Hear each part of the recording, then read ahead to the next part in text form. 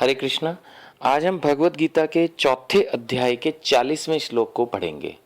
ये श्लोक ब्रीफ में हमें ये बताता है कि अगर हमें शास्त्रों पर संदेह है, अगर हम उन पर विश्वास नहीं करते, हम ये नहीं समझते कि शास्त्रों में क्या लिखा है, उनका पालन नहीं करते, तो उसका क्या परिणाम होता है।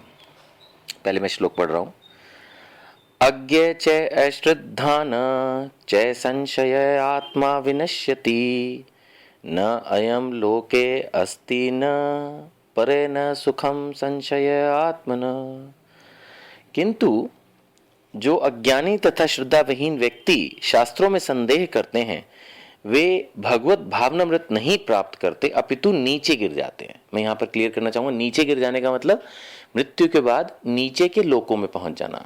14 प्लैनेटरी सिस्टम है, ऊपर के लोकों को माना जाता है स्वर्ग आदि, और मध्य में पृथ्वी है, भूलोक, और इसके नीचे जो है वो अनेक, जिसको नर्क लोकास कह सकते हैं या पाताल लोक टाइप होते हैं, तो नीचे गिर जाते हैं, ये उसके लिए इंडिकेट होता है। और दूसरा, साथ में नीचे गिर जाते हैं इसके लिए भी इंडिकेट होता है कि जो हमारी योनि है, मनुष्य योनि, इसके ऊपर जैसे थोड़ा सा बेटर माना जाता है देवी देवताज हैं, इसी तरह से जब नीचे गिर जाते हैं का मतलब ये भी होता है कि हम लोग मनुष्य योनि से नीचे गिरकर पशु योनि, पंछी योनि, इस तरह की योनियों में चले जाते हैं। तो ये दोनों ही शब्द यूज किए जाते हैं नीचे गिरने के लिए। आगे इसी श्लोक के अर्थ में लिखा जा रहा है, संशयात्मा के लिए, यानी कि जो हर समय शक करता है कि पता नहीं शास्त्र सच्चे हैं, झूठे हैं या क्या है, सो संशयात्मा के लिए न इस लोक में न ही परलोक में कोई सुख है। तो भगवान यहाँ साफ बता रहे हैं कि ऐसे लोग जो हर समय संशय में रहते हैं, उनके लिए कोई सुख नहीं है। तात्पर्य शिल प्रभुपाद के द्वारा। शिल प्रभुपाद की जय। भगवत गीता सभी प्रमाणिक एवं मान्य शास्त्रों में सर्वोत्तम है। देखिए प्रभुपाद जी साफ लिख रहे हैं कि भगवत गीता जो है वो सभी जो ऑथराइज्ड स्क्रिप्चर्स है उसमें बेस्ट है।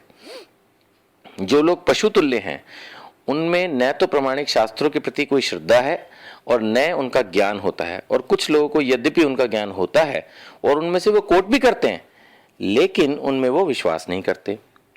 आगे प्रभुपाद जी बता रहे हैं, यहां तक कि कुछ लोग जिनमें भगवत गीता जैसे शास्त्रों में श्रद्धा तो है, उनको लगता है यहाँ ये सही है, लेकिन वो फिर भी भगवान कृष्ण में विश्वास नहीं करते, न उनकी पूजा करते। ऐसे लोगों को कृष्ण भावनामृत का कोई ज्ञान नहीं होता, वे नीचे गिरते हैं।